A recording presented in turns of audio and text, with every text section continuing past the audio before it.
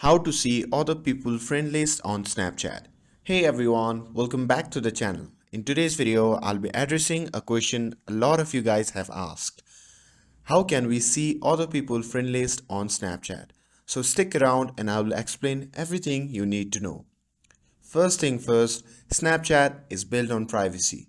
So it doesn't let you directly view someone else's friend list. This is to protect user privacy and keep your connection personal.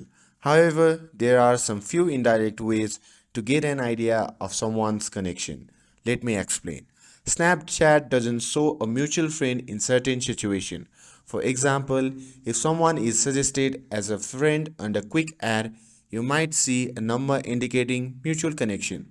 This gives you a clue about shared friends. The way to explore someone's friend circle is by checking their other social media platforms like Instagram or Facebook. People often share similar connection across different platforms, giving you insight without violating privacy. And here is the deal. Snapchat designed respect privacy for a reason. Instead of focusing on who is friends with whom, let's focus on building meaningful connection with people who choose to share their stories with us. And that's the scoop. While Snapchat keeps friend lists private, there are still ways to discover mutual friends.